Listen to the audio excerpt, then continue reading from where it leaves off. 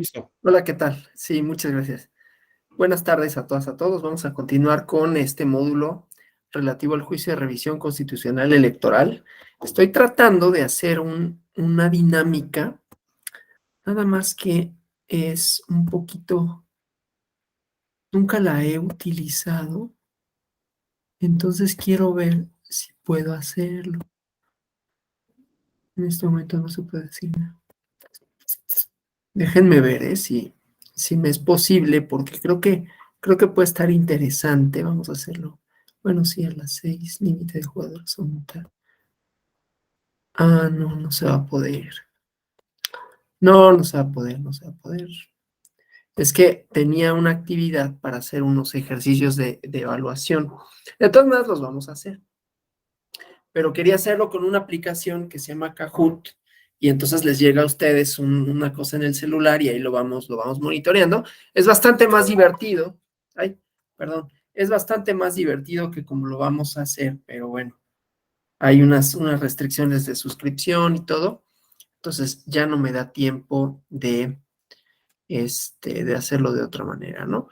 Pero bueno, tengo unas preguntas que me gustaría formularles y que me vayan respondiendo en el chat. Voy a hacer, son 5 preguntas nada más, ¿no? Para ver si vamos en sintonía. Son muy sencillas y todas tienen que ver con lo que vimos ayer. Son 5 preguntas, ¿no?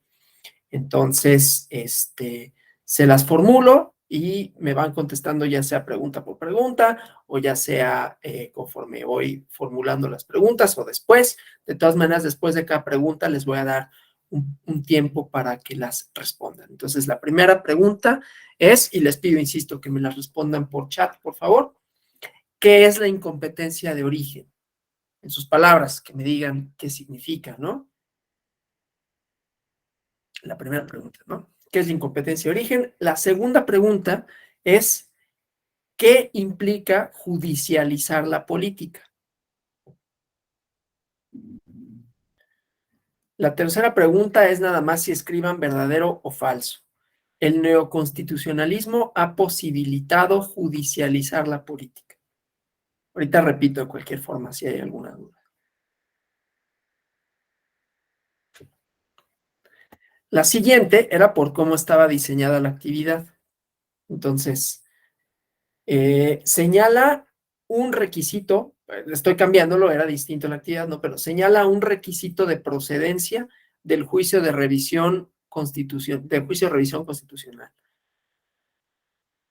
Y finalmente, ¿quiénes son titulares de la acción en el juicio de revisión constitucional?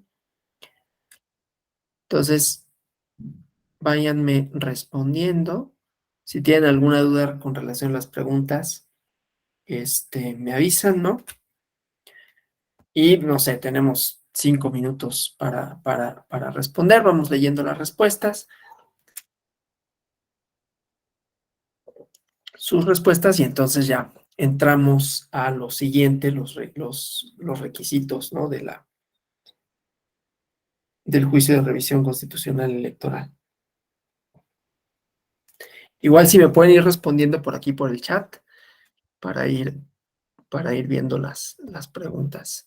Y quien tenga dudas, las repito también, ¿no?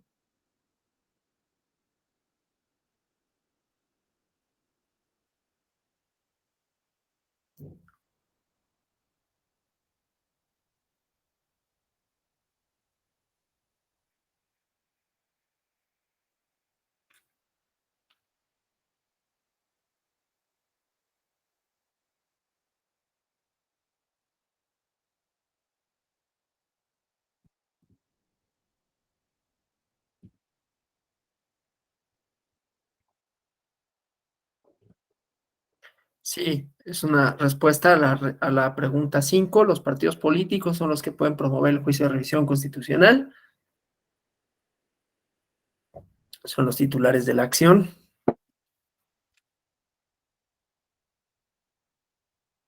Igual, la primera pregunta es la incompetencia de origen. ¿Qué es la incompetencia de origen?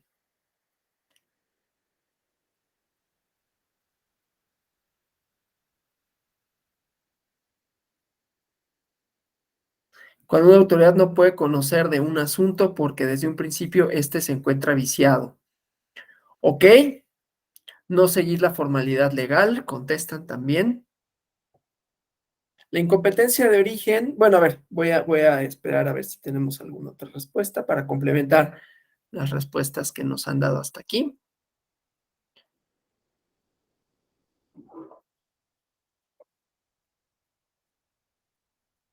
Para el caso del juicio de revisión constitucional electoral, veíamos ayer, ¿no?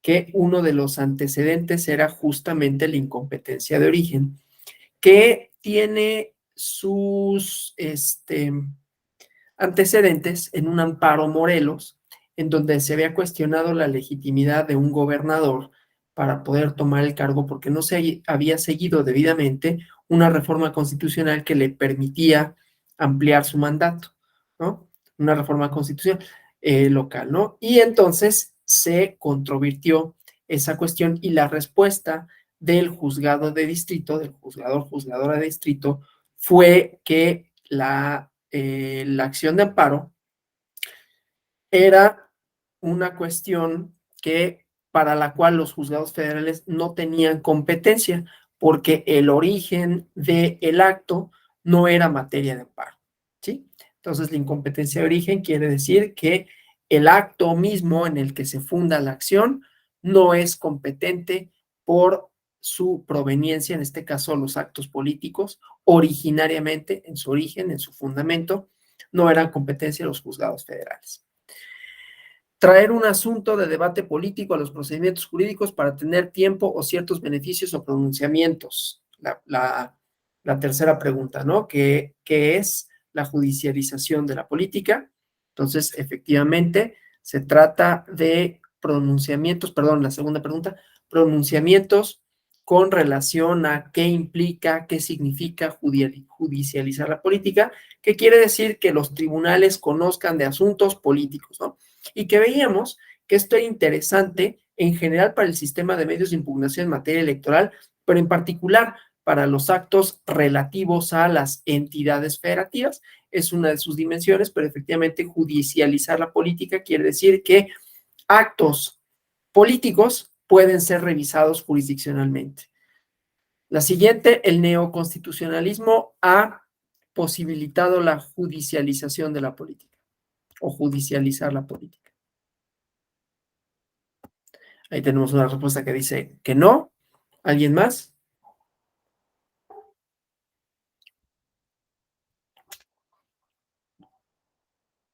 La respuesta es sí, porque decíamos ayer, una de las cosas que permitió la ampliación de derechos y el entendimiento de la democracia, no únicamente como procedimientos, sino que los actos legislativos se apegaran a la democracia y en general la política pública se apegara a la democracia, fue la doctrina del neoconstitucionalismo que suponía, entre otras cosas, que la fuente de derecho principal no era la ley, sino la labor interpretativa de los jueces. Eso permite que los jueces entonces puedan pronunciarse con relación a actos políticos, entre otras cosas. Actos políticos que decíamos pueden tener diferentes manifestaciones, ¿no? En sentido estricto, en sentido amplio, política pública e inclusive hacer política pública, ¿sí?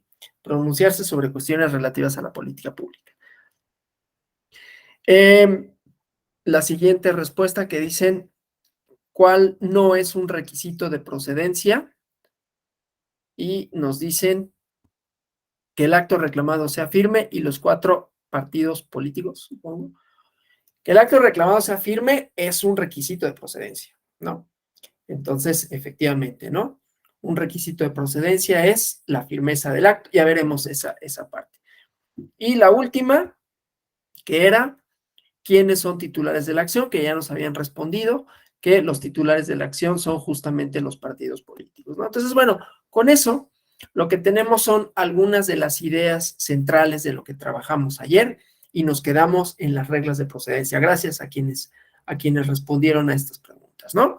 Que nos ayudan un poco a retomar el hilo de lo que habíamos hablado el día de ayer, que básicamente fue la judicialización de la política relativa a la incompetencia de origen, la posibilidad, las esferas, la doctrina en torno a esto, y luego ya vimos cosas específicas de la procedencia del juicio constitucional y electoral, entre ellas la competencia, ¿no? Compete a la sala superior cuando se trate de la elección del poder ejecutivo local a nivel de entidad federativa, gobernadoras, gobernadores, jefe del distrito, jefe de gobierno o jefa del distrito federal, y cuando se trate de autoridades municipales y legislativas en el ámbito local, corresponderá a las salas regionales. Dijimos que era un procedimiento propio, pero que seguía algunas reglas tales como ¿cómo se llama? El estricto derecho, ¿no? Y que fuera de estricto derecho quería decir que no podían hacerse valer agravios novedosos, y bueno, esta serie de cosas relativas a el juicio. Pero bueno, terminamos ayer diciendo que en la Ley General del Sistema de Medios de Impugnación en materia electoral se encuentran, de los artículos 6 a 33, reglas comunes aplicables a los medios de comunicación, a los medios de impugnación, en donde también son aplicables al juicio de revisión constitucional electoral, pero que específicamente a partir del artículo 86 de la propia Ley General del Sistema de Medios de Impugnación es que encontramos las reglas generales, ¿no? Obviamente no le voy a dar lectura a los artículos, aunque voy a compartir la ley, ¿no? Para que vayan siguiendo. Voy a dar una breve explicación de los mismos, nada más déjenme llegar al artículo 86 y entonces vamos viendo, ¿no? Algunas cuestiones generales, algunas que ya vimos el día de ayer, pero bueno, igualmente la explicación así general. Ausencia de atribución legal a favor del órgano electoral.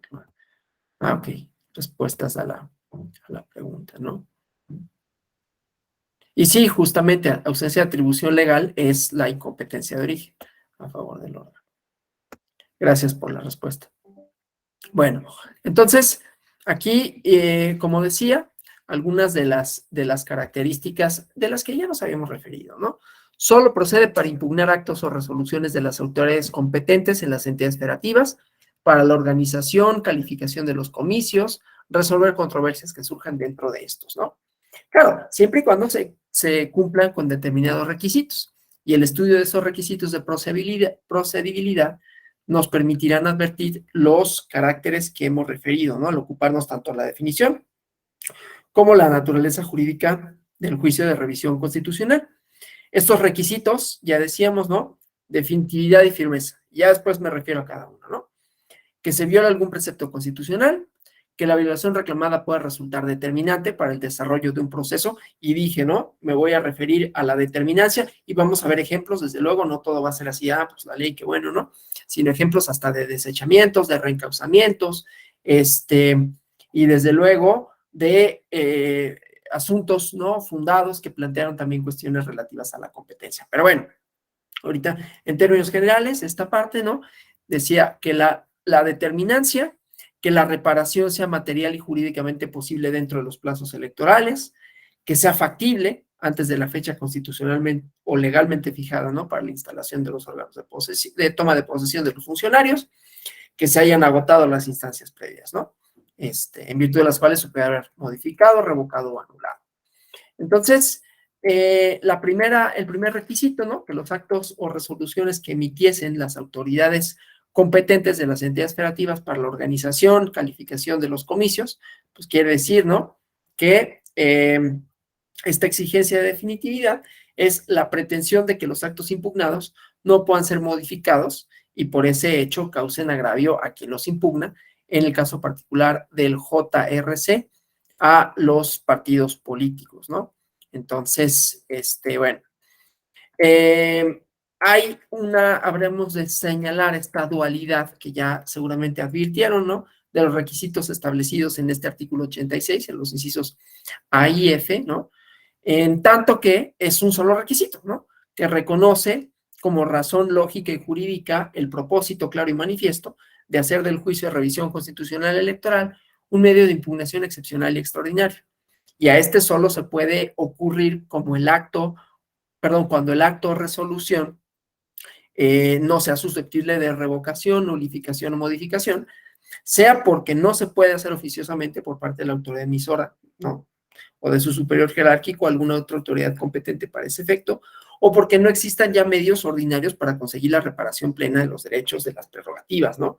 Que se hubieran podido ver afectados, porque están previstos por la ley, o no, perdón, porque no están previstos por la ley, porque los contemplados son insuficientes, todo esto desde luego hay que acreditarlo, ¿no? Los contemplados son insuficientes para conseguir a cabalidad ese propósito reparador, o porque los previstos y suficientes hubieran sido promovidos o interpuestos sin éxito por el afectado, ¿sí?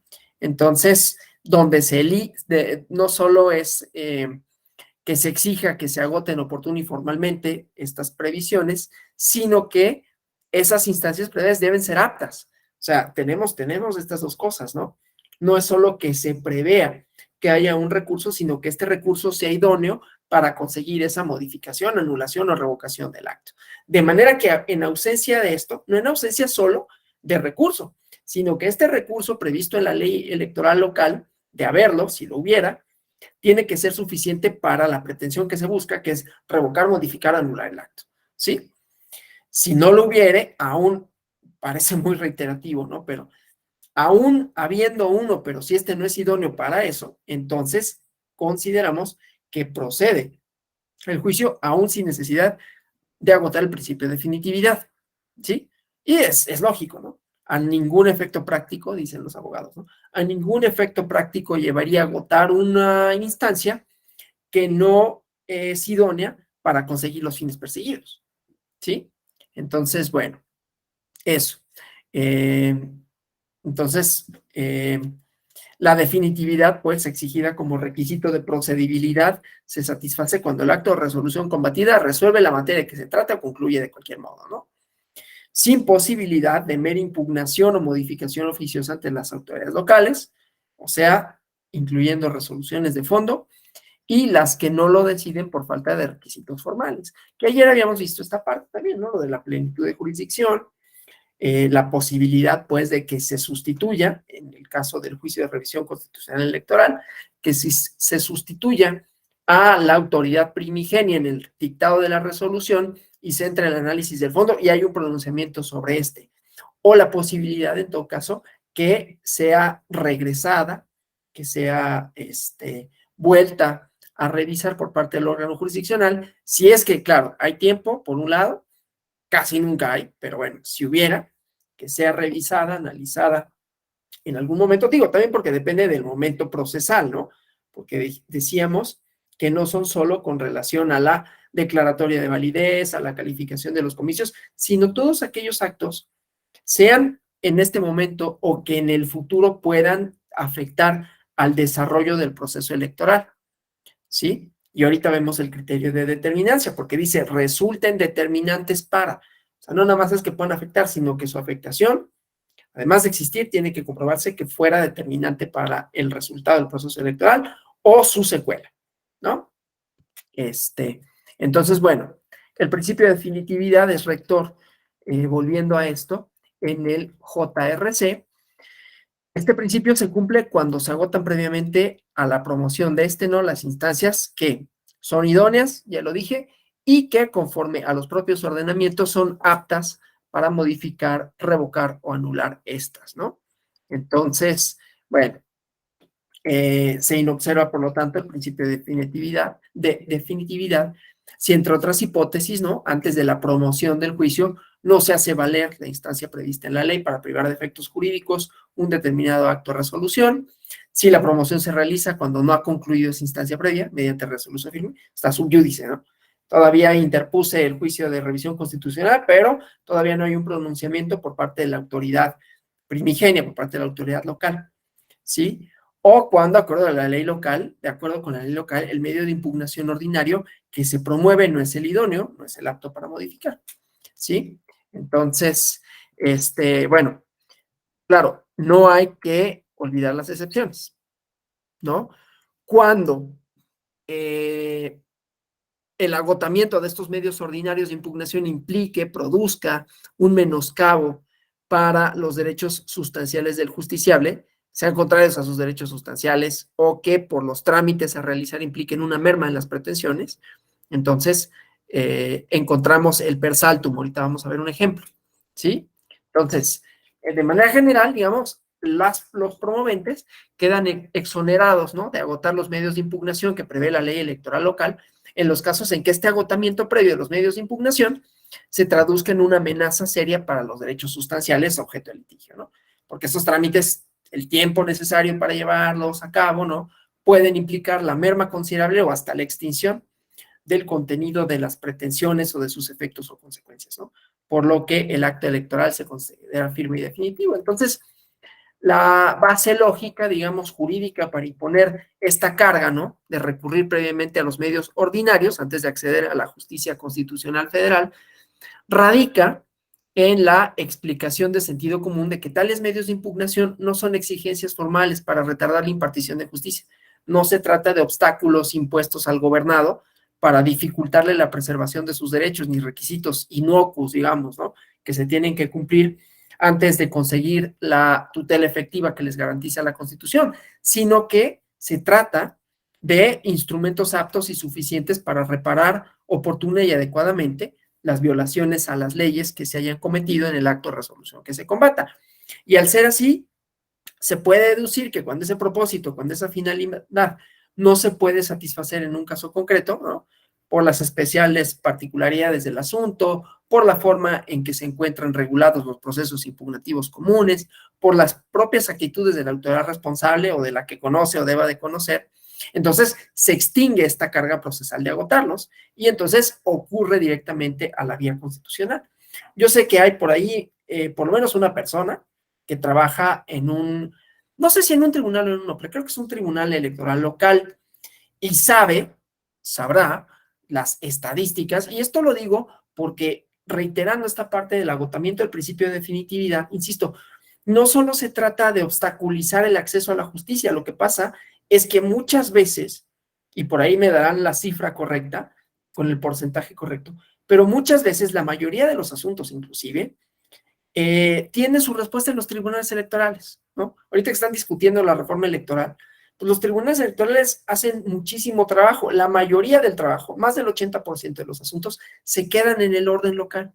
Es decir, replanteando esto, reformulando el argumento, podríamos decir que la mayoría de las legislaciones estatales, la mayoría de los tribunales estatales prevén medios idóneos para obtener esa reparación y entonces no es necesario ir hasta la sala superior o la sala regional, ¿sí?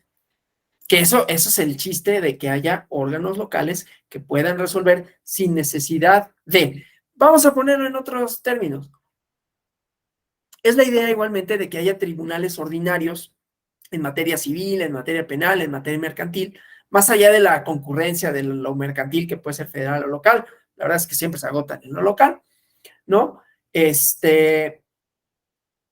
Y justamente por la misma razón, la idoneidad de que haya tribunales locales es que sean estas propias autoridades quienes se pronuncien sobre los conflictos. En caso más o menos extraordinario, extraordinario cualitativamente, aunque no así cuantitativamente necesariamente, entonces se recurre a la autoridad federal, ¿no? Bueno, vamos a ver un ejemplo de un per saltum, para no quedarnos con esa idea, ¿no? Entonces, dejo de compartir esto y permítanme ponerles aquí un ejemplo. Ay, por alguna razón. Aquí está. Entonces, déjenme, ahorita se los comparto, ¿no?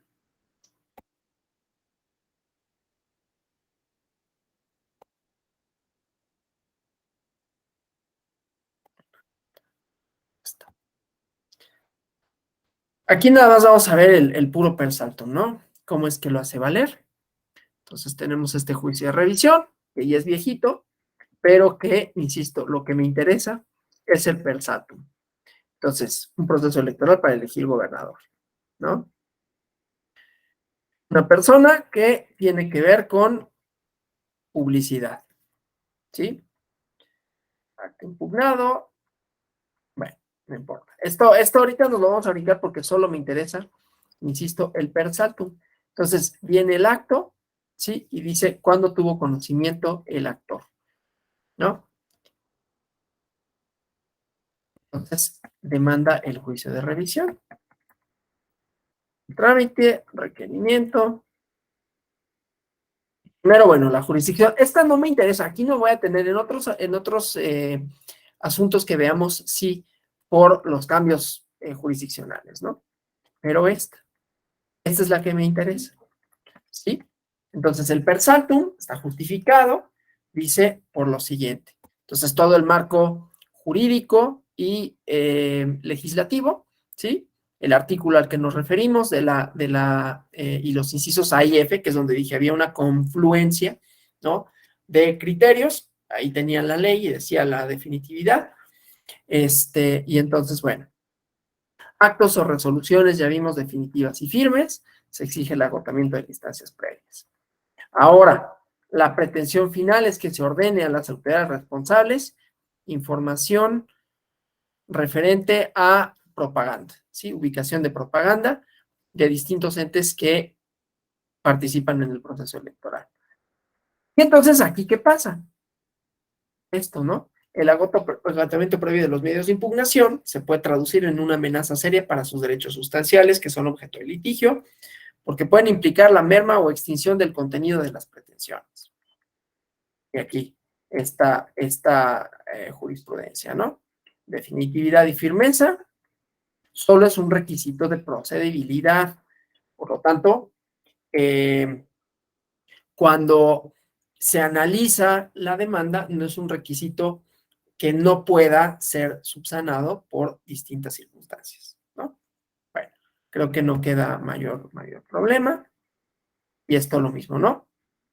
Cede por per saltum, porque agotar las instancias previstas puede implicar la mera extinción de los derechos, ¿no? Por la brevedad del plazo, o sea, del poco tiempo que tienes para obtener la resolución que sea satisfactoria.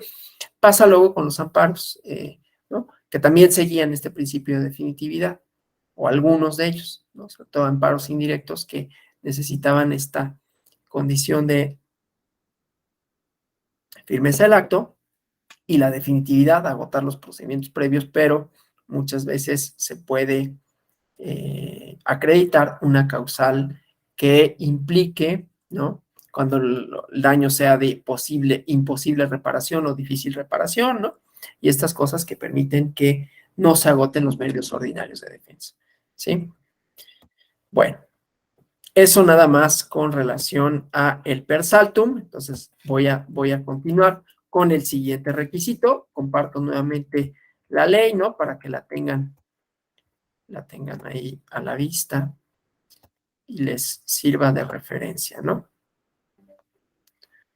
Entonces, bueno, aquí alguno de las cuestiones relativas al incumplimiento. Ay, esperen, todavía me faltan estas. Aquí está, ¿no?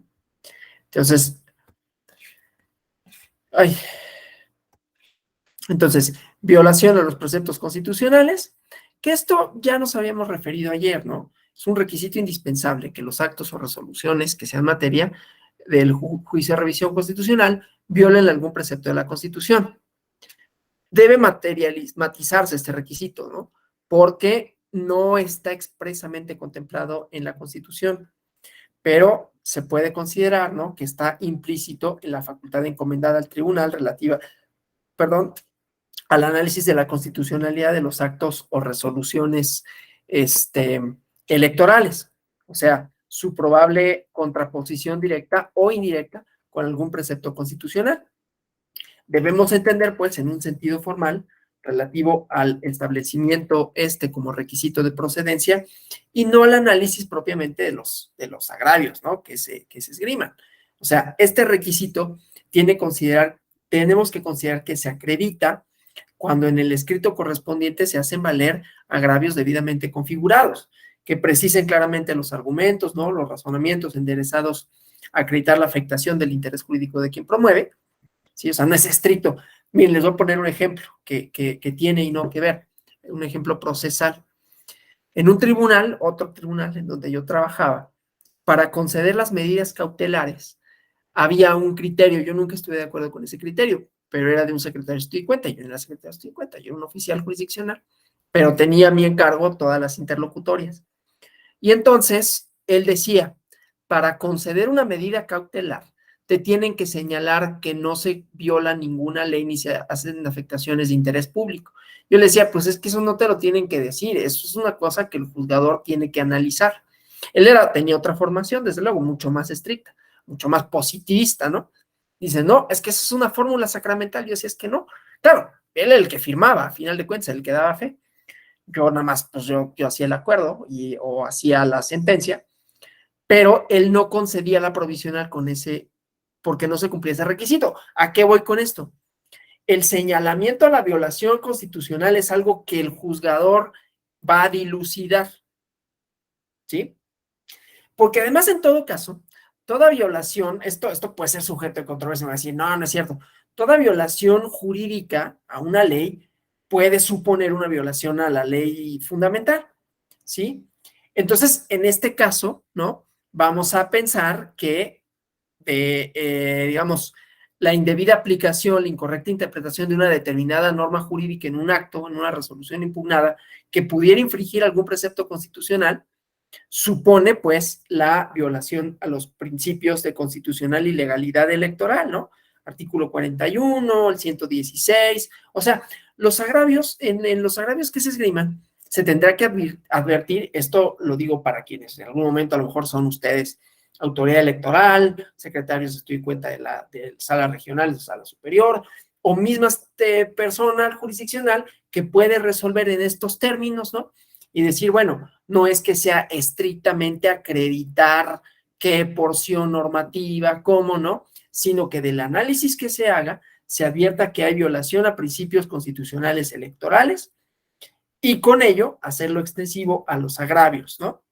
O sea, no es una fórmula sacramental. La omisión o la cita errónea de los preceptos constitucionales presuntamente violados no tiene como consecuencia el desechamiento del juicio de revisión, ¿sí? Dijimos que no hay, ¿cómo se llama esta figura? Suplencia en la deficiencia de la queja. Es de estricto derecho. No obstante, eso no quiere decir que la cita errónea o inclusive la omisión, no citaste ningún precepto constitucional violado, entonces te desecho, no, atiende la causa de pedir, ¿sí?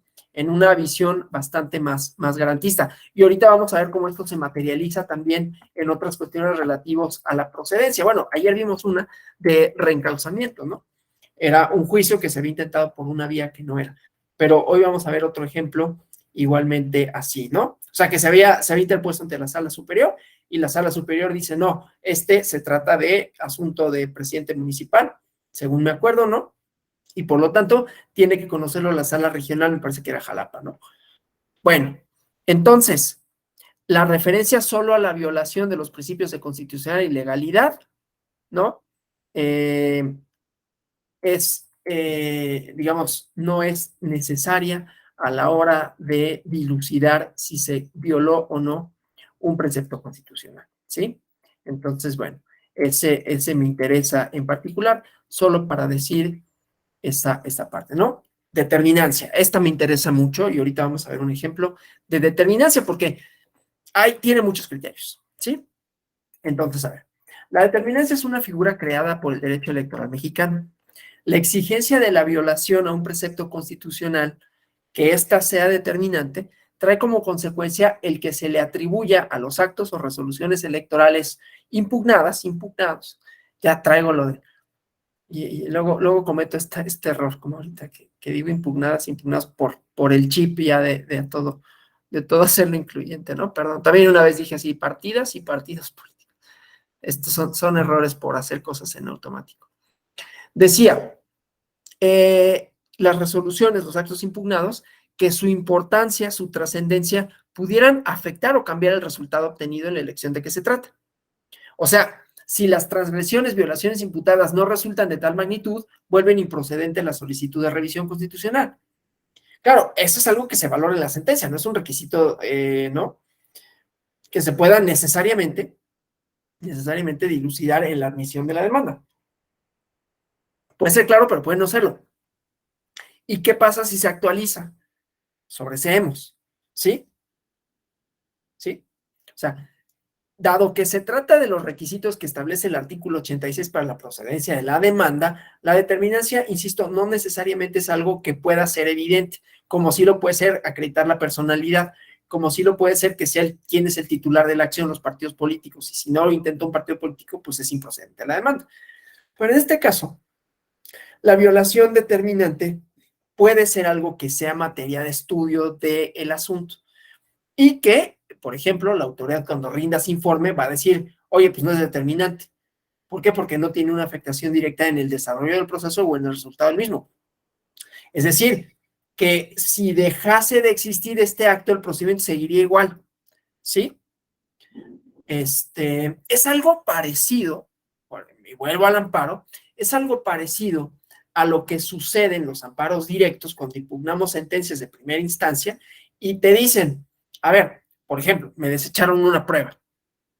Esa prueba podría ser o no determinante para el resultado y entonces me tengo que esperar hasta el dictado de la sentencia, no me desechan la prueba, puede haber el recurso, ¿no? El recurso inmediato de decir, oye, no me deseches esa confesional. Te confirman ese desechamiento y no es en ese momento cuando nace el derecho de promover el amparo directo, sino hasta que la sentencia, y entonces veré si ese acto es determinante o no, porque a lo mejor, pues me desecharon la confesional, pero todo el otro cúmulo de pruebas, ¿no? Me permitió acreditar los extremos de mi acción y por lo tanto, pues ya no me importa, ¿no? Ya para qué es el amparo. Pues valora la prueba, pues sí, pero de todas maneras yo obtuve el resultado que tenía, ¿sí?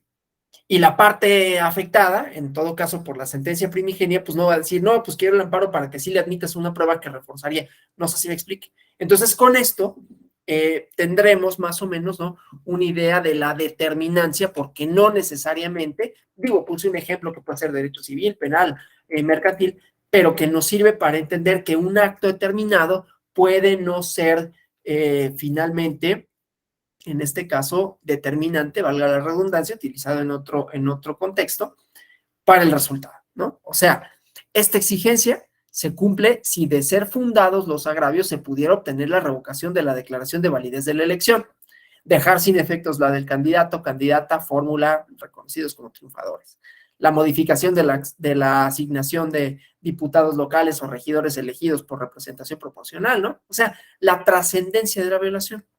Entonces, la violación reclamada será determinante para el desarrollo del proceso electoral cuando la infracción tenga la posibilidad racional de causar o producir alteraciones sustanciales o decisivas en el desarrollo del proceso electoral, ¿no? Como podría ser que uno de los contendientes obtuviera una ventaja indebida, que obstaculizara, impidiera la realización de alguna de las fases que conforman el proceso electoral, ¿no? El registro de candidatos, las campañas políticas, la jornada electoral, los cómputos, ¿sí? Esta violación será determinante si la infracción diera lugar a la posibilidad racional de que se produjera un cambio en el ganador de los comicios, ¿no? Entonces, decía requisito de determinancia, en otro sentido, se cumple cuando el acto o resolución reclamado pudiera afectar sustancialmente el desarrollo de las actividades ordinarias de los partidos políticos, ¿no? Capacitación de la militancia, la difusión de los postulados, la designación de los representantes ante autoridades locales, la renovación de sus órganos directivos, la posibilidad de formar frentes, ¿no? O alianzas o coaliciones, la administración de su patrimonio, ¿no? Que tienen como objetivo, ¿no? Consolidar su fuerza electoral en los procesos comiciales. Entonces, pues esa parte, ¿no? Obviamente también el tema del financiamiento público, vamos a ver ahorita un ejemplo con relación a esto. Dejo de compartir otra vez y vamos a un ejemplo. Denme nada más oportunidad de... Aquí está es que hay uno que me interesa. A ver, déjenme ver si es para ver la determinancia de algo. Sí. Este asunto además nos va a permitir analizar otras características de lo que habíamos visto ayer. Entonces, lo comparto acá. Ay.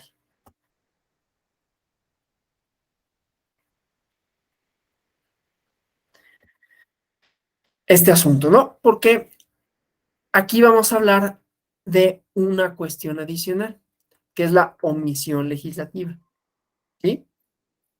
Pero entonces, vean aquí, Esta es una parte interesante de las sentencias del Tribunal Electoral, que ya seguramente las conocen, que desde el inicio nos dicen cuál es el resultado, ¿no? No tenemos que irnos a la última página, clásico en los amparos, ¿no? Me voy a la última página, veo cuál es el sentido del amparo, la justicia de la Unión ampara y protege o no ampara y protege para los efectos señalados en el considerando sexto. Me voy a considerando sexto, que está en la página 90. Entonces, 90 páginas que pueden ayudar, pero en realidad lo sintético está ahí. Aquí ya desde el inicio nos dice, ¿no? Revoca la que emitió un tribunal electoral en un recurso de apelación y en plenitud de jurisdicción. Se acredita la omisión absoluta y relativa del Congreso del Estado de Nuevo León controvertida. Que esto se vincula con lo que veíamos ayer de la judicialización de la política en términos, ¿no? De impugnar, promover, controvertir actos que en un principio eran mera y materialmente legislativos. O sea, si el legislativo no se pronunciaba, pues no se pronunciaba y no había nada que se pudiera hacer al respecto, ¿no? Presionar al legislador, pero en realidad no había mucho que hacer. Aquí fue omiso, ahorita vemos en qué, y entonces emite una norma atinente, materia de paridad y violencia política en razón de género. Sí. Entonces, aquí vamos a ver varias cosas, ¿no? Se ordena al Congreso de Nuevo León, a la Comisión Estatal, para que en un plazo de 90 días se pronuncie sobre esto, ¿no?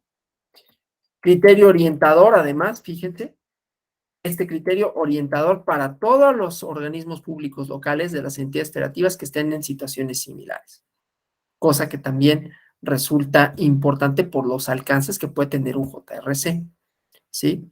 A veces más allá inclusive de las y los promoventes, ¿no? Primigenios, digamos. Perdón, es que estaba quitando una USB porque me estaban llegando notificaciones. Bueno, entonces, vamos a ver el asunto, vamos a ver cuestiones relativas a la competencia, pero estos antecedentes, esto ya que ya lo han de conocer, ¿no? Una reforma constitucional en materia de paridad, luego otra en materia de violencia política de género, ¿no? Entonces, aquí un juicio un juicio electoral para controvertir la omisión de llevar a cabo esta adecuación. Y otra vez, un reencauzamiento, ¿sí? Improcedente el juicio electoral. Aquí vean, más allá de lo que nos ocupa, que es el juicio de revisión constitucional, es una figura procesal muy utilizada el reencauzamiento. Promovieron un juicio electoral, ¿no? Que no sé si es con ustedes, que voy a tener clase también sobre juicio electoral, creo que es este mismo, ¿no? Pero bueno, adelanto un poquito que el juicio electoral tiene esta naturaleza de todos aquellos asuntos que no estén previstos y que para los que no justamente no exista una vía idónea, se tramitan vía juicio electoral, ¿no? Pero en este caso sí había una vía idónea, ¿sí? Pero esta era agotar el medio de defensa ordinario. Y entonces se reencausó al Tribunal Electoral del Estado de Nuevo León. O sea, no nada más es que el Tribunal Electoral del Poder Judicial de la Federación, como en el ejemplo que vimos ayer, si te ponen ante sala superior y era competencia de la sala regional, bueno, pues se lo envió a la sala regional, sino inclusive, si hay un medio de defensa idóneo en la legislación local, se reencausa. En este caso, al Tribunal Electoral de Nuevo León, ¿no? Resolvió el recurso de apelación y dice es inexistente la omisión legislativa. Y entonces viene el juicio de revisión, ¿sí? Entonces, primero hubo una consulta de competencia porque se interpuso ante la sala regional que correspondía en principio, ¿no? Porque aquí no estábamos hablando, recuerden nuestros limitantes, ¿no? Elecciones de jefe de gobierno, gobernador, gobernadora, sala superior, y elecciones de diputados, diputadas, presidentes municipales, regidores, juicio de revisión constitucional ante las salas regionales. Entonces, aquí, ¿qué sucede? Que no estaba claro, otra vez, la competencia. Y entonces el presidente de la Sala Regional Monterrey formula una consulta competencial para determinar a quién le toca, ¿sí? Entonces, integran un expediente y conoce la Sala Superior, ¿sí? Asume la competencia. Ahorita, si nos da tiempo, vemos ese acuerdo de competencia, pero me interesa sobre todo esta, ¿no? Bueno, aquí está, aquí mismo. Lo que pasa es que hay un acuerdo, pero aquí mismo, ¿no? Entonces, ¿por qué le compete a la sala superior? ¿No? La materia de controversia está relacionada con la probable omisión legislativa, ¿sí? Entonces, contra omisión legislativa hay jurisprudencia que resuelve esta cuestión, ¿no? No solo con relación al juicio de revisión constitucional, sino todas aquellas omisiones legislativas. Bueno, aquí la parte de la contingencia de COVID, ¿no? Ahora, otros medios de impugnación que tienen que ver con violencia política de género, etcétera, ¿no? Entonces, aquí nomás, insisto, la resolución no presencial, y luego también había como la urgencia, determinar la urgencia de los asuntos para resolver de manera no presencial, ¿no? Entonces, bueno, aquí algunos sobreseimientos, ¿sí? Improcedencias, porque carecen de nombre y firma, ¿no? Entonces, bueno, eso que está en los requisitos generales de los medios de impugnación, ¿no? Pero no es posible identificar a las ciudadanas y se sobresee el juicio por lo que respecta a ellas. Procedencia, ¿no? Los requisitos que había dicho, requisitos de procedencia generales, es que se presente por escrito ante la sala competente o que se estime competente. ¿Qué pasa si es incompetente? Lo reencausa, ¿no? Y se hace constar cuál es el partido político que promueve, los nombres, firmas, autógrafas de quienes promueven en su representación, cuál es el acto impugnado y a quién se le atribuye, ¿no? Que esto en general, insisto, otra vez si lo trasladamos al amparo, pues es lo mismo, ¿no? Autoridad responsable. Los hechos, los agravios y los artículos presuntamente violados. Oportunidad, ¿sí? Este, aquí vamos a verlo, ¿no? Recordar siempre que los procesos electorales suponen, ¿sí? Que se descuenten los días inhábiles, porque todos los días y todas las horas son inhábiles. Cuando no son procesos electorales, entonces esto no sucede.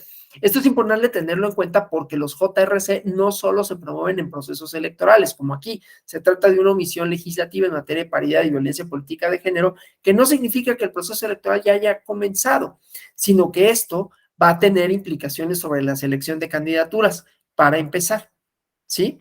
Pero entonces, aquí solo lo digo porque se están descontando algunos días, ¿sí?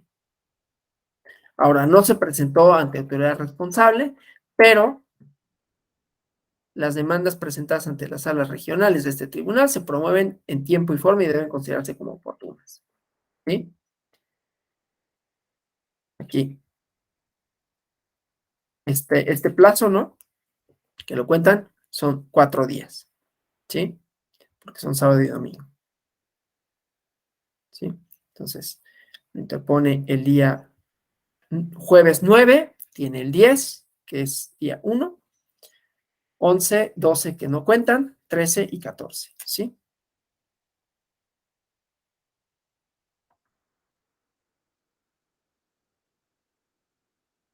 Ahora, bueno, esto, entonces, eso, ¿no? De la oportunidad ante cuál. Promoción oportuna ante las salas del tribunal, interrumpe el plazo para su interposición. Legítima, porque los partidos políticos son los titulares de la acción. En este caso, que ya habíamos visto, ¿no? Cuestiones relativas a acreditar la personalidad, ¿no? Más allá de personas que no habían acreditado su personalidad, el interés jurídico, ¿no? Y el actor dice una sentencia que considera que es contraria a la constitucionalidad y la legalidad, ¿no? La definitividad, lo mismo, ¿no? En su contra no procede algún medio de impugnación que lo pueda modificar, revocar o anular. Entonces, ahora, esos son generales, ahora del propio JRC, ¿no? Violación a un principio constitucional, se valora en sentido formal, ¿sí? Se analiza en el fondo. Entonces, se afirma que se transgreden su perjuicio y diversos preceptos constitucionales, basta para tenerlo por cumplido. Posibilidad de reparar el agravio. Es material y jurídicamente posible porque si fuera verdadera su pretensión, hay posibilidades jurídicas de revocar la sentencia con todos sus efectos. Es determinante. Dice, esta es son consideraciones previas para la procedencia de la demanda, ¿sí? Puede suceder que en un análisis más a fondo se actualice alguna de estas causales y por lo tanto se sobresee el juicio, ¿sí? Entonces, bueno, que se revoque la sentencia porque, dice, se realizó una incorrecta interpretación del alcance de las omisiones legislativas y esto supondría crear condiciones de igualdad competitiva de género y el no haberla, por lo tanto, lo contrario, ¿no? Entonces, bueno, estudio de fondo, y aquí la causa de pedir, revoque la sentencia para que se ordene al Congreso del Estado de Nuevo León que legisle en materia de paridad y violencia política de género, ¿sí? Entonces, bueno, aquí están los motivos, estos me los voy a brincar, ¿no? Ahí está la sentencia para que, digo, con más tiempo la puedan analizar, la puedan estudiar, porque aquí lo que me interesa sobre todo es ver todas estas cuestiones relativas a la determinancia y a la omisión legislativa, ¿sí? Entonces, bueno, aquí está lo que contesta la autoridad responsable, ¿sí? Entonces, fundado primero, ¿no?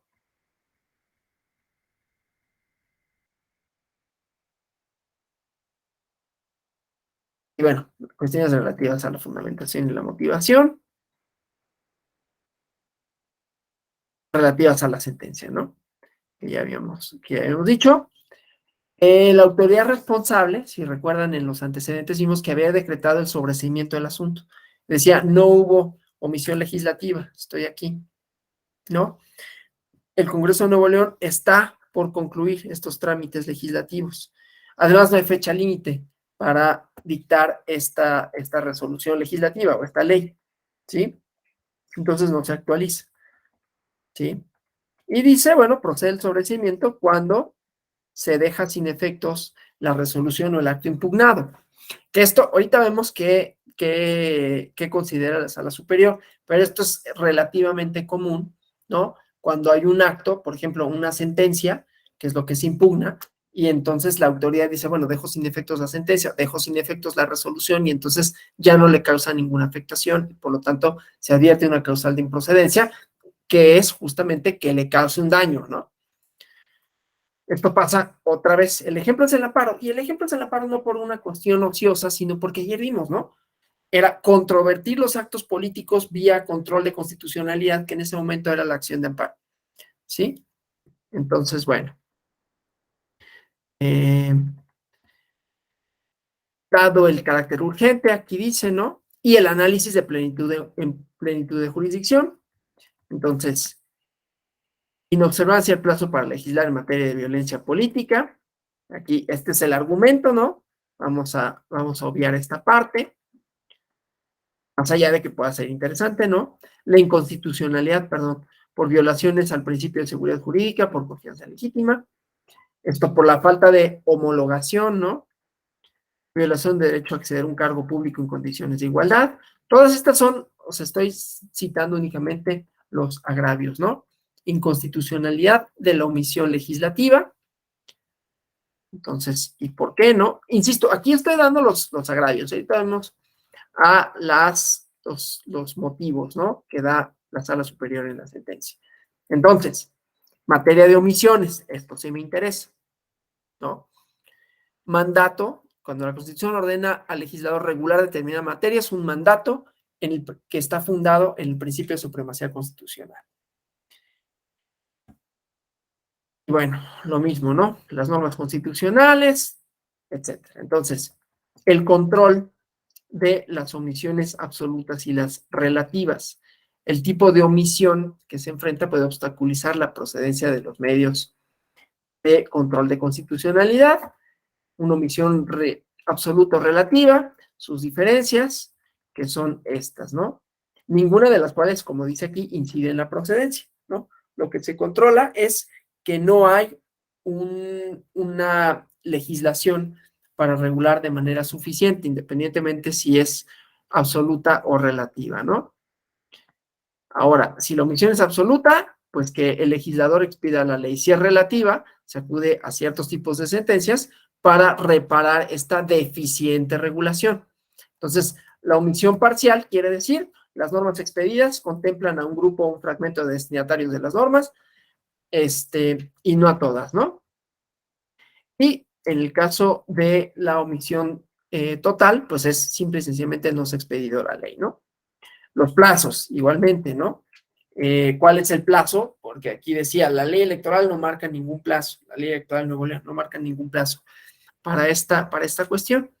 Entonces, cuando la ley suprema no establece ningún plazo específico para llevar a cabo, la ausencia de plazo no quiere decir que no haya omisión legislativa, aunque hay que revisar los casos, ¿no? Entonces, bueno, aquí igualmente, ¿no? Todo el marco teórico de esta parte y los criterios tanto jurisprudenciales de la Suprema Corte como del propio Tribunal Electoral, ¿no? Entonces,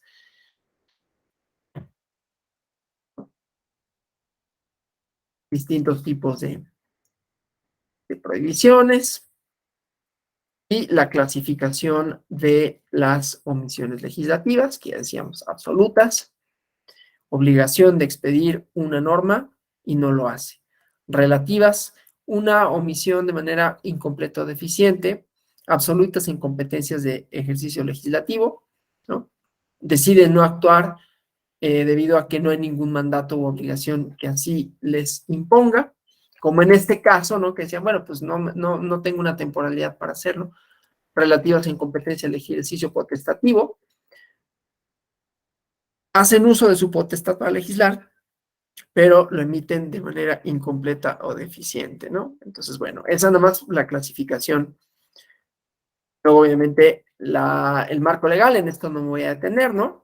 Por importante que resulte, pero para avanzar, solo para decir, hay un análisis del marco convencional en materia de paridad, ¿no? Y claro, aquí lo que me interesa llegar es a la parte de la determinancia, ¿no? Porque ese caso, esa omisión legislativa que ya vemos que se puede estudiar, o sea, ya vimos todas las características que tiene este asunto que lo vuelve particularmente interesante para su análisis por la cuestión procesal del reencauzamiento, primero en el juicio electoral que se reencauzó a la al Tribunal Electoral de Nuevo León, luego la parte relativa a la competencia, ¿no? En tratándose de omisiones legislativas, la propia jurisprudencia establece que es la sala superior, y luego los tipos de omisiones legislativas y cómo eso va a ser determinante para un proceso electoral, pero cómo esto también tiene que ver con la posibilidad de reparar, ¿no? El acto para que pueda competir, en este caso, en condiciones de igualdad, ¿sí? Entonces, aquí esto que me voy a brincar es todo el marco protector en materia de paridad, pero que es interesante y que es importante porque eso es lo que nos va a definir la determinancia, ¿no? Del asunto. O sea, si no puedo competir en condiciones paritarias, pues entonces es evidente que se trata de una violación trascendente, ¿sí? Pero esta parte la voy a, la voy a obviar, aunque es eso, ¿no? Así que aquí es toda la disquisición y esto, ¿no? La paridad es un principio que permite alcanzar igualdad en el ejercicio de derechos. Entonces, pues es obvio que sí, y aquí los tipos de igualdad, ¿no? La igualdad formal y la igualdad sustantiva, ¿sí? Todo el marco normativo, aquí otra vez convencional, que lo va protegiendo, pero insisto, aquí lo que me interesa es cómo esto se convierte en una medida o la omisión legislativa determinante para el proceso electoral. Entonces, luego vienen las reformas constitucionales, ¿no? En este orden cronológico, reformas constitucionales en materia de paridad y en materia de violencia política de género para que haya competencia en igualdad de condiciones y de circunstancias, ¿no? Entonces, bueno, aquí todo lo que fue relativo a la reforma. Y entonces, esta parte, ¿no? La paridad es un principio que tiene base constitucional y convencional, pero que tiene que ver también cómo se integran los órganos, los cuerpos colegiados, ¿no? La postulación de candidaturas o las designaciones y los nombramientos. Entonces, bueno, aquí la cuestión de la temporalidad, que era un asunto que había resuelto el tribunal local para sobreseer, ¿no? Y dice, las reformas en materia de paridad, dice el artículo, artículo 105, fracción segunda, que las reformas en materia de paridad, no, espérame, es que esto aquí, estoy brincando de conformidad con el artículo transitorio cuarto, sí, eso era, ¿no? Entonces, bueno, se tienen que promulgar y publicar por lo menos 90 días antes de que inicie el proceso electoral. Entonces, aquí, esto, ¿no? Tratándose de reformas legislativas relacionadas con la paridad de autoridades y cuerpos colegiados que no se renueven mediante procesos federales o locales, su promulgación y publicación puede realizarse en cualquier momento, y las que se traten en materia electoral pueden publicarse, deben promulgarse y publicarse por lo menos 90 días antes de que inicie el proceso electoral. Esto para ver cuándo es posible reparar o no el daño, ¿no? Entonces, bueno, aquí las reglas en materia de paridad, en la LEGIPE, ¿no? Que vamos a, o sea, porque aquí vamos encuadrando el problema con todas sus vertientes en cuanto hace el juicio de revisión constitucional electoral, que sea determinante y que sea material y jurídicamente posible su reparación, ¿sí? Entonces, bueno, todo esto, la parte, la reforma de legalidad estableció reglas que trascienden a la postulación e integración de los cuerpos legislativos federal y locales y los ayuntamientos, ¿sí? Deberán realizar reformas correspondientes las autoridades legislativas, las legislaturas de las entidades, para procurar la observancia de este principio de paridad. ¿Sí? Entonces, bueno, la Constitución de Nuevo León, lo que dice al respecto, también lo brincamos, todo esto.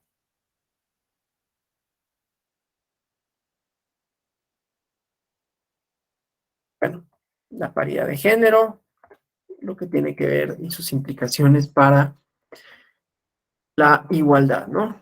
Entonces, en el caso concreto, bueno, ya vimos algunas cosas relativas de paridad, pero la importancia y el tipo de omisión legislativa que se observa, esto nada más así para efectos de referencia, porque insisto, me interesa sobre todo cómo esto se convierte en una violación trascendente. Aquí están el tipo de omisiones, cuáles son, ¿no? Y en qué consiste.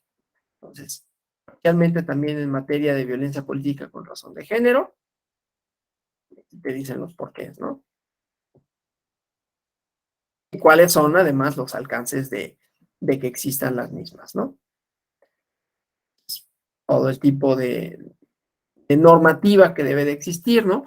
Para atender la violencia política contra las mujeres por razón de género, la ley general, bueno, todo el marco legislativo. No es que no es importante, es que aquí lo que me interesa, decía, es la determinancia como criterio, ¿sí? Ahorita voy a poner otro ejemplo de un asunto con la determinancia, que tiene otros factores. Aquí era porque me interesaba la omisión legislativa, ¿sí? Entonces, otra vez. De la normativa convencional, igualmente, ¿no? La materia política de género, se actualiza o no la omisión. Esa es la segunda parte. ¿Cuáles son los objetivos? Y entonces se actualiza una omisión legislativa. Eso, insisto, lo estoy diciendo de manera muy rápida y muy así, porque lo que me interesa no es, obviamente, sí, mencionar algunos de los asuntos, de los argumentos que van confluyendo en este caso, pero sobre todo cómo la omisión legislativa puede ser determinante y cómo, insisto, esto puede ser subsanado por este medio de defensa, que es el otro requisito, ¿no? Para complementar esta parte. Entonces, perdón, acá, ¿no? Entonces, ya vimos, ¿no? Garantizar y proteger los derechos político-electorales de las mujeres a fin de evitar un daño irreparable. ¿Cuál sería este daño irreparable? Pues justamente que no tuvieran condiciones de competencia iguales, ¿sí? O paritarias, sobre todo porque es un lineamiento constitucional, pero porque evidentemente se trata, ¿no?, de cómo se puede competir. Entonces, los efectos de la sentencia: ordenar para que legisle, ¿sí? Y además con una acción afirmativa para obligar a la adecuación de las disposiciones, ¿sí? Entonces aquí igualmente la justificación de la acción afirmativa para que estén los lineamientos objetivos para la selección de las candidaturas, ¿no?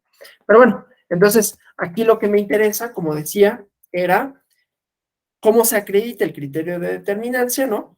Y que igualmente, en el caso de las omisiones legislativas, la obligación de legislar en un determinado sentido, con una temporalidad específica, para hacer materialmente posible la reparación, ¿no? Y en este caso, la competencia igualitaria, ¿sí? Entonces, bueno, con eso queda colmada esa parte, ¿no? La posibilidad de reparación, que es una exigencia para la admisión, verificar la reparación que sea material y jurídicamente posible dentro de los plazos electorales. Entonces, los procesos de esta índole deben de seguir los cauces que permitan realizar el cambio, la integración de las autoridades electas, o en este caso, porque se hace extensivo, a la posibilidad de competencia en términos igualitarios, ¿no? Entonces, bueno, esa otra exigencia, ¿no? Bueno, entonces, vámonos a requisitos relativos a la tramitación y a la sustanciación. Acompaño aquí es que me están llegando mensajes por todos lados. Tengo aquí del correo electrónico y del Telegram. Entonces me distraigo con eso, ¿no? Déjenme, ay, aquí no está.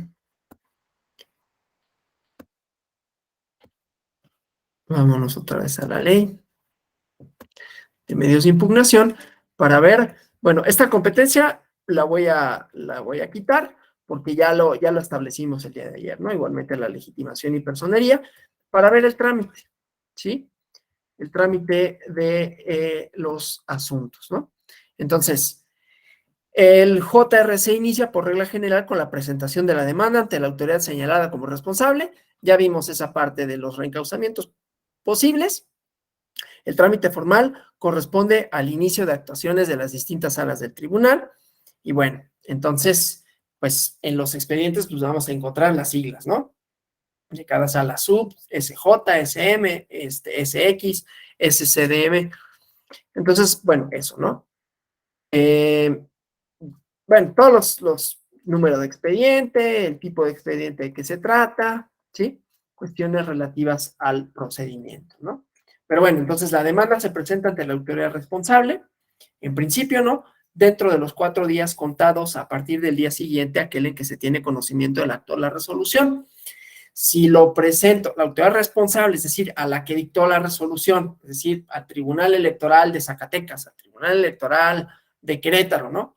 O el Instituto Electoral de Oaxaca, ¿sí? Y ellos son los que lo remiten. Obviamente, si se interpone ante la propia autoridad resolutora, es decir, la sala regional o la sala superior, no hay ningún problema tampoco. Pero bueno, y los requisitos, ¿no?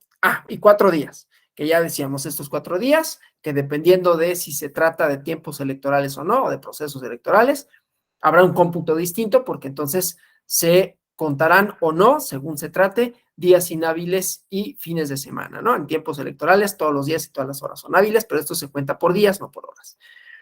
Sí, pero si estuviéramos en tiempos electorales, por ejemplo, mañana sería hábil.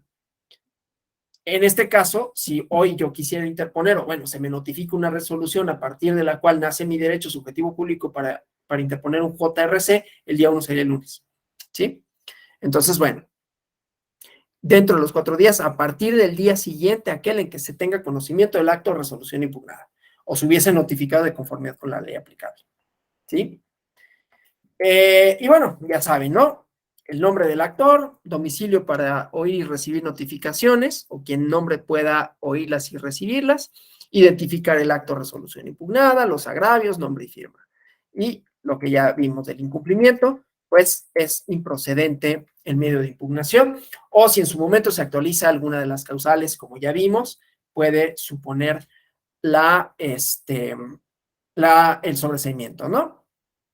Ya vimos la cuestión relativa al per saltum. Entonces, bueno, el trámite y resolución del JRC se vincula con lo que establecen estas reglas, ¿no? Que vemos acá, ¿sí? Exclusivamente a las reglas establecidas en este capítulo. Aquí ya no hace referencia a los medios generales de impugnación.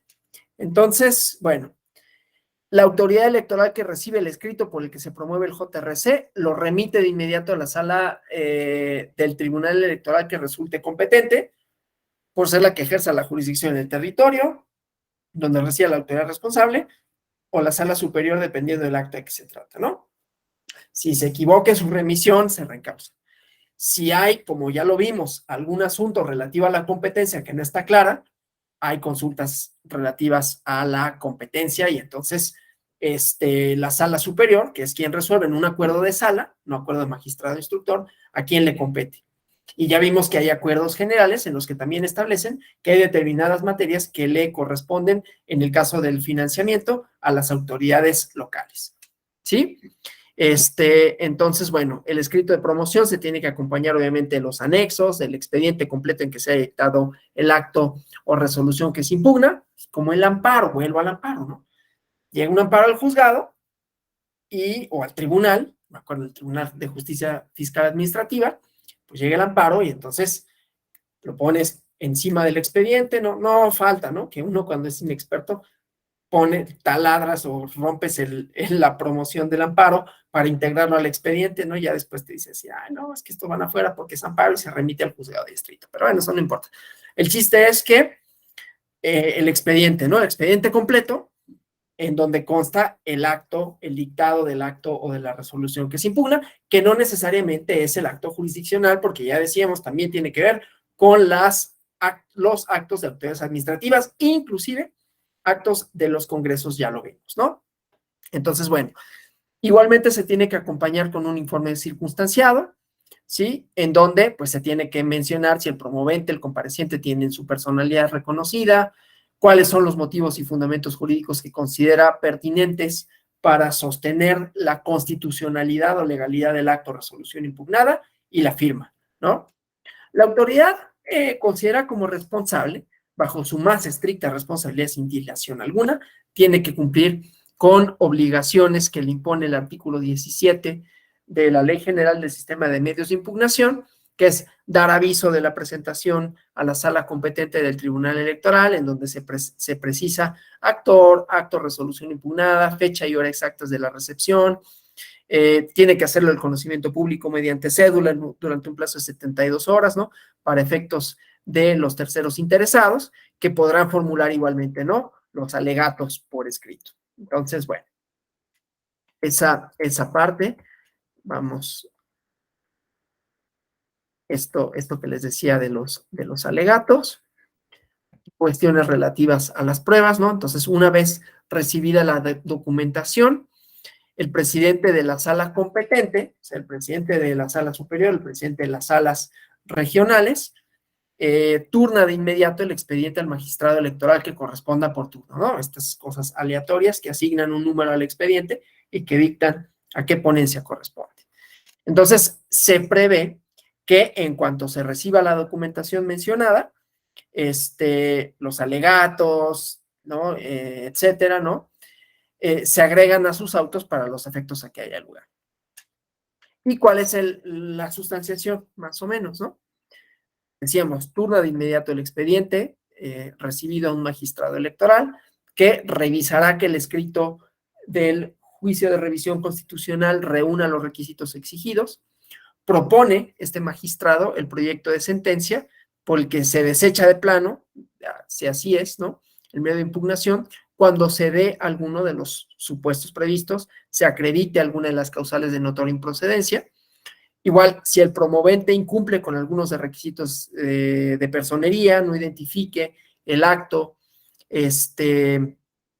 o no se puedan deducir los elementos, ¿no?, que obran el expediente, entonces se pueden formular a veces requerimientos, igualmente, ¿no?, para apercibir de tener por no presentado el medio de impugnación si no se cumple con dentro de un plazo de 24 horas. Se prevé que si la autoridad del órgano partidista no envía el informe circunstanciado dentro del plazo que señala el artículo 18 de la Ley General, el JRC se resuelve con los elementos que obran en actos y se tienen como presuntamente ciertos, ¿no? Los hechos constituyen presuntamente ciertos, salvo prueba en contrario, ¿sí? Desde luego, esto pues es de conformidad con el estudio que se haga del expediente, ¿sí? En el proyecto de sentencia que se formule al efecto del juicio, se propone a la sala competente, ya sea, si es el caso, tener por no presentado el escrito del tercero interesado cuando se presente en forma extemporánea, y bueno, algunas otras cuestiones relativas a esto, ¿no? Igualmente se pueden formular requerimientos con apercibimiento de que no será tomado en cuenta el escrito al momento de resolver si no se cumple igual dentro de un plazo de 24 horas con lo estipulado. Ahora, si reúne todos los requisitos establecidos en la Ley General del Sistema de Medios de Impugnación en materia electoral, el magistrado electoral competente, en un plazo no mayor a 6 días, dicte el auto de admisión correspondiente. Y una vez sustanciado el expediente y puesto en estado de resolución, se declara cerrada la instrucción, ¿no? Y pasa el asunto a sentencia. Cerrada la instrucción, se procede a formular el proyecto de sentencia, sea de sobreseimiento de fondo, perdón, de sobreseimiento o de fondo, según sea el caso, y lo somete a consideración del pleno de la sala. Es interesante, ¿no?, que al sustanciar el JRC, se puede requerir a las autoridades federales, estatales, municipales, a los partidos políticos, candidatos, organizaciones políticas, para aportar información, elementos, documentos que obrando en su poder puedan servir para la sustanciación y la realización de los mismos. Se pueden a veces realizar para diligencias de mejor proveer, ¿no? O para que se perfeccione una prueba, se desahogue, siempre y cuando esta dilación no signifique que jurídica o materialmente se volverá irreparable la violación reclamada, ¿no? O que sea un obstáculo para resolver dentro de los plazos establecidos. Sentencias, ¿no? Para esto, permítanme, mejor les voy a compartir la presentación para no solo estar con la ley, ¿no? Pero aquí están las sentencias, ¿no? Confirmar, revocar o modificar, pero déjenme compartirles mejor la presentación para tener un mejor apoyo, un apoyo visual para esto, ¿no? Ay.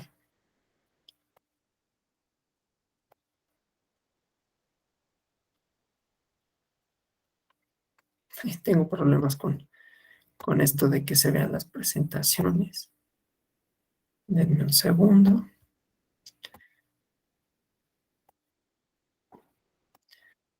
Para mí la virtualidad tiene pocas desventajas. Una de ellas es justamente, lo vimos, y esto. Una de ellas justamente es que de pronto uno puede perderse con estos, compartir pantallas o ventanas, ¿no? Pero bueno, entonces, los alcances y efectos de la sentencia del JRC. La cuestión central del objeto que tiene este medio de impugnación se circunscribe al ámbito de las entidades federativas, ¿no? Ya lo vimos desde ayer. Desde los artículos propiamente que regulan el JRC, se desprende que esta vía procede solo contra actos de autoridades locales, a fin de ser un medio eficaz e idóneo de control, revisión y modificación de los actos electorales definitivos, firmes e determinantes, ¿no? En estos niveles competenciales. Entonces, pueden tener como efecto las sentencias: confirmar el acto de resolución impugnada o revocar la modificación, el acto de resolución impugnada, y consecuentemente proveer lo necesario para reparar la violación constitucional. Lo vimos en el ejemplo, ¿no? Dictar las medidas relativas en materia de paridad de género para que se subsane la omisión legislativa, ¿sí?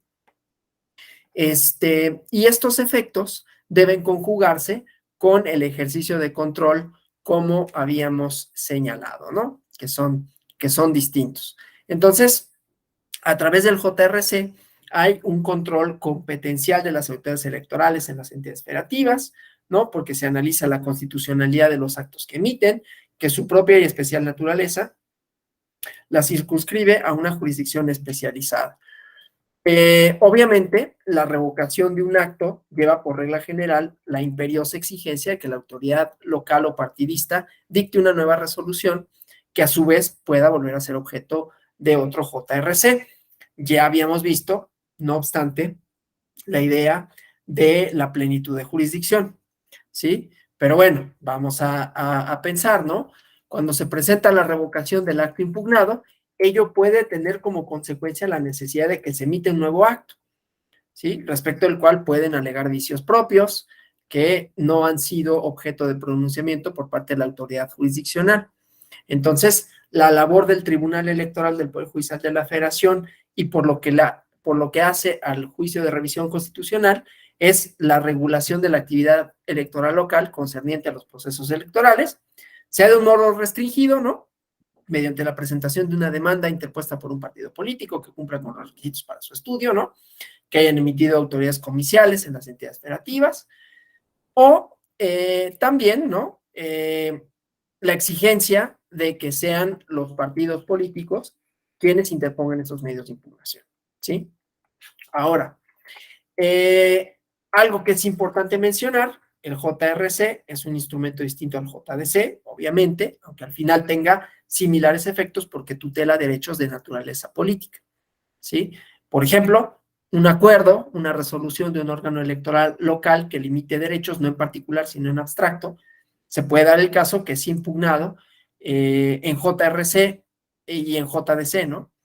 ¿Qué pasa con eso? ¿No? Es que se acumulan, pero bueno, lo único que difiere el alcance es que el JDC implica un análisis concreto, particularizado, sobre una limitación que afecta a una persona, a un grupo de ellos, y el JRC es empleado para cuestionar la constitucionalidad de una resolución que afecta a derechos, propone una tutela amplia de naturaleza colectiva en manos de los partidos políticos, ¿sí? En el caso de las sentencias que se dicten cuando resuelven estos juicios de revisión constitucional, la Ley General del Sistema de Medios de Impugnación regula que se notifican al actor y a los terceros interesados, así como a la autoridad responsable. Con relación al actor, esta notificación tiene que hacerse a más tardar al día siguiente al que se dictó la sentencia, personalmente, siempre y cuando su domicilio esté señalado en la Ciudad de México o en la ciudad donde tenga sede la sala regional respectiva, según que la sentencia haya sido dictada por la sala superior o por alguna de las salas regionales, ¿no? Se prevé que para el caso de que el domicilio señalado para ser notificado se encuentre en un lugar distinto, pues se hace por correo certificado, ¿no? Y para la autoridad se hace por oficio acompañada de copia certificada de la sentencia, más tardar al día siguiente en que se dicta la sentencia. Y bueno, esto, ¿no? Puede haber, lo menciono nada más porque no quiero dejar de tocar ese punto, puede existir el desistimiento en el JRC, ¿no? O sea, el desistimiento como acto procesal en donde se manifiesta el propósito de abandonar una instancia, de no continuar una acción, la reclamación de un derecho, ¿no? El desistimiento es apartarse del ejercicio de un derecho o facultad procesales cuando ya han iniciado. Entonces, esta figura procesal presupone que la acción, el derecho respecto al cual se ejercita, es un objeto de análisis individual que no tiene que afectar más que al acervo jurídico de quien determina ceder su intención de obtener lo solicitado ante el órgano jurisdiccional. Es un criterio del tribunal, ¿no? Pero bueno, entonces, si bien es cierto que en la jurisdicción electoral no se hacen valer acciones individuales, también acciones colectivas o de grupo, pero, digamos, cuando estamos en presencia de acciones colectivas que corresponden a los intereses de la ciudadanía en general, la acción de la ley no confiere a los ciudadanos acciones propias para la defensa de ese interés y, por lo tanto, no necesariamente se admite el desistimiento de los promoventes, no en todos los casos, ¿no? hay asuntos en que justamente para que el cumplimiento de la tutela efectiva de los intereses que se exige, ¿no? De garantías de orden procesal, no debe de supeditarse, pues, como decía, al interés particular de quien ejercitó aquella, el beneficio colectivo que se pueda obtener del análisis por parte de una autoridad electoral. Imagínense si están impugnando, por ejemplo, hay un asunto en el que se anuló una elección en Monterrey por violaciones a la cadena de custodia que impactaron en el conteo de los votos. Entonces, imagínate, no, pues me desisto. No, pues es que lo que pasa es que la trascendencia que puede tener este asunto no es nada más al partido impugnante, ¿no? Sino que podríamos estar hablando de la ilegitimidad de la integración de los órganos de gobierno, ¿no? Entonces, no es algo automático, ¿no? En las acciones, digamos, ordinarias estamos acostumbrados a que ¿cómo se llama? A que los asuntos, los desistimientos, pues sean una potestad de, en todo caso, quien promueve, ¿no? Entonces, bueno, eso. Les voy a pasar ahora un caso de desechamiento, ¿no? Que este desechamiento es más o menos interesante. Hoy vuelvo a mi error aquí. Un caso de desechamiento, déjenme nada más abrirlo porque si no, no lo puedo. Y luego otro caso ahorita lo vemos.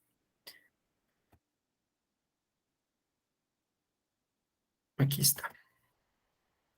Y ahorita vamos a ver, este es de la Sala Jalapa, por qué se desechó y con qué motivos y fundamentos, ¿sí? Entonces, bueno, lo decíamos, ¿no? En este caso, se dice sentencia. Si se fijaron, cuando dije en la tramitación de juicio, dice, propone el magistrado la sentencia de desechamiento. Aquí tenemos esta parte, ¿no? Entonces, desechar de plano la demanda porque se actualiza una causal de improcedencia, falta de legitimación activa. Quien impugna fue autoridad responsable en la instancia primigenia. ¿Sí? Ahorita vemos esa parte. Entonces, que de la demanda, una solicitud de convocar a una sesión extraordinaria por parte de un comité ejecutivo de esta organización, ¿no? Entonces, perdón. Entonces no se podría llevar a cabo esta reunión, esta asamblea, ¿no? Lo mismo, las solicitudes, un oficio de imposibilidad, un juicio ciudadano local, esto nada más para los antecedentes, ¿no? Y luego, el tribunal local resuelve un JDC en donde le ordena, ¿no? A estas personas que emitan la convocatoria.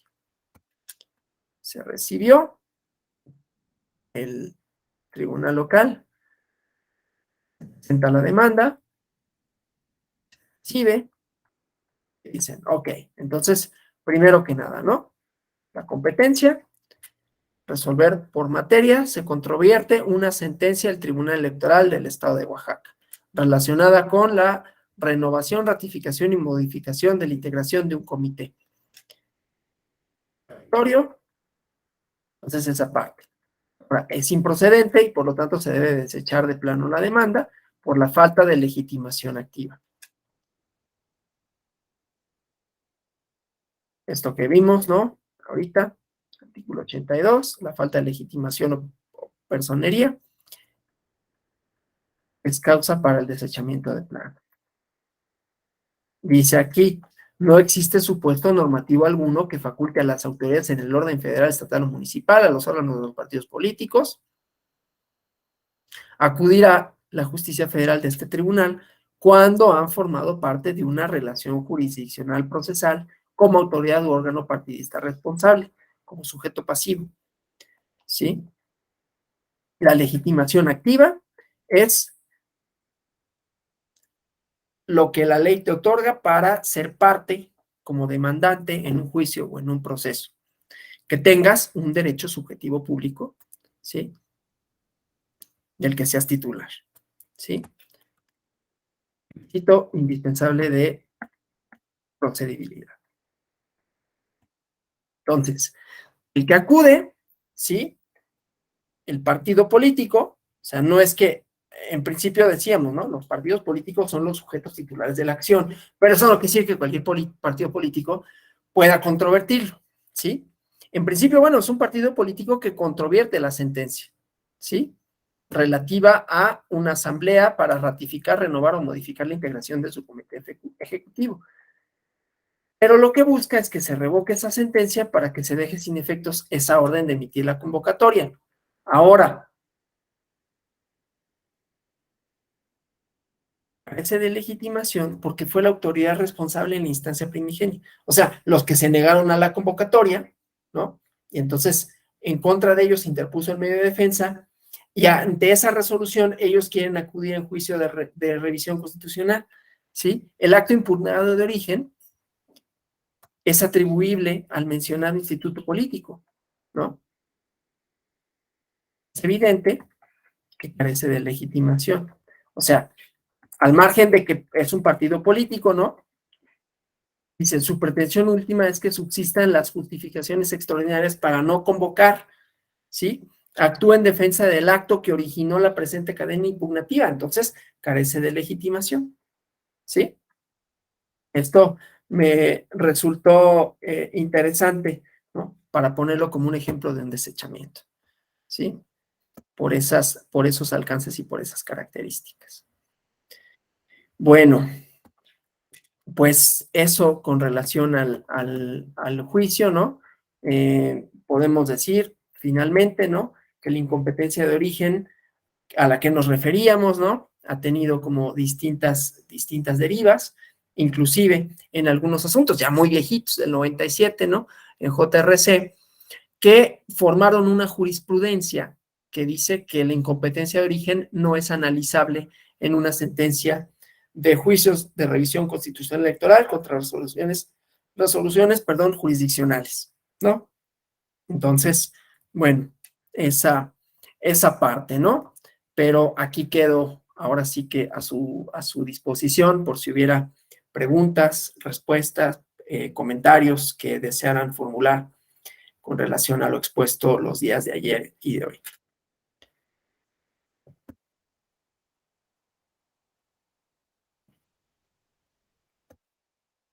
¿Todo bien? ¿Todo claro? Bueno, si no hubiera ya alguna otra cosa adicional que comentar, pues yo les agradezco, ¿no? Por su presencia, por su asistencia, por su participación y pues me parece que nos vamos a ver el día, déjenme ver si es el día lunes mismo, para hablar del juicio electoral. Tengo entendido que sí, sí. Vamos a ver el juicio electoral. Entonces, bueno, una dinámica más o menos similar con relación a cómo expuse en estas sesiones, ¿no? Vamos a hablar de algunas cosas relativas al procedimiento especial sancionador, a la génesis del juicio electoral y cuestiones relativas a el artículo 17 constitucional y sus alcances. Pero bueno, muchas gracias otra vez por su atención, por su asistencia. Les deseo que tengan un feliz fin de semana. Nos vemos el día lunes y nada, pues que descansen. Gracias. Gracias, doctor. Gracias, doctor. Gracias a ustedes. Hasta luego. Gracias, doctor. Buenas noches. Gracias a todos. Buenas noches.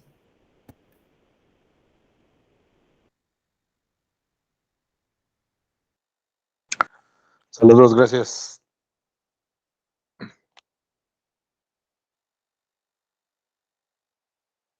Gracias, Alex. Ya estamos. Feliz fin de semana, amigo. Igualmente, amigo, ¿todo bien? Todo bien, amigo. Perfecto, ya me voy al tributo de a Kiss y a Queen, acá al Real del Sur. Bueno, más al rato, yo creo. A ver si me termino animando, ay, por si me quieren alcanzar. Órale, pues. Buen fin de semana, amigo. Igual.